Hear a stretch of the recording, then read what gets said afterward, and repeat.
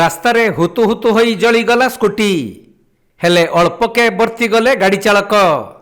ପୁରୀ ଜିଲ୍ଲା କୋଣାର୍କ କାକଟପୁର ମୁଖ୍ୟ ରାସ୍ତାର ରେଡ଼ିଓ ନମସ୍କାର ଅଫିସ ସମ୍ମୁଖରେ ଏହିପରି ଅଘଟଣ ଘଟିଛି। କୋଣାର୍କ ଥାନା ଅନ୍ତର୍ଗତ ତୈଲ ଗ୍ରାମର ଅବନୀଭୂଷଣ ବେହେରା ନିଜ କାମ ସାରି ସ୍କୁଟି ଯୋଗେ ଘରକୁ ଫେରୁଥିବା ବେଳେ ତାଙ୍କ ଗାଡ଼ିରେ ନିଆଁ ଲାଗିଥିବା କିଛି ଲୋକମାନେ ଦେଖି ତାଙ୍କୁ କହିଥିଲେ। ତେଣୁ ସେ ତୁରନ୍ତ ଗାଡ଼ିରୁ ଡେଇଁ ପଡ଼ିବାରୁ ଅଳ୍ପକେ ବର୍ତ୍ତି ଯାଇଛନ୍ତି। ତେବେ ଅତି କମ୍ ସମୟରେ ଗାଡ଼ିଟି ସମ୍ପୂର୍ଣ୍ଣ ଜଳି ଯାଇଥିଲା।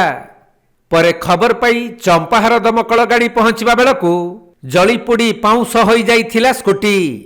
ହୁଏତ ସ୍କୁଟିରେ ସର୍ଟ ସର୍କିଟ ଯୋଗୁଁ ନିଆଁ ଲାଗିଯାଇଥିବା ଅନୁମାନ କରାଯାଉଛି। ଆଉଥିଲି ଭାଇ ସେଠୁ ଆଉଥିଲି କିନ୍ତୁ ଗାଡ଼ି କେମିତି ନେଲା ଯେ ମୁଁ ଜାଣିନି। କିନ୍ତୁ ମୁଁ ଲୋକ ମୋତେ କହିଲେ ଭାଇ ତୁମେ ନିଆଁ ଜଳୁଛି ମୁଁ ଫଟକିନା ବନ୍ଦ କରି ମୁଁ ଡେଇଁ ପଡ଼ିଲି। ମୁଁ ମାନେ ମରିଯାଆନ୍ତି। ମୋ ନାଁ କ'ଣ? ନା ଅବନୀଭୂଷଣ ବେହେରା। ଷ୍ଟେସନ ବାଲା ଫୋନ୍ କରୁଥିବ ଦେଖ। ହଁ ମୁଁ କହୁଛି ନହେଲେ ଇନ୍ସୁରାନ୍ସ କ୍ଲେମ୍ କେମିତି କରିବ? ବିନା ଫାୟାର ଷ୍ଟେସନ ବାଲା ନ ଆସି ତମ ଇନ୍ସୁରାନ୍ସ ଥୋଡ଼ି ନା ଦେଇଦେବେ। ସରପଞ୍ଚ ବାବୁ କ'ଣ ଇଏ କଥା ଇଏ ଛବି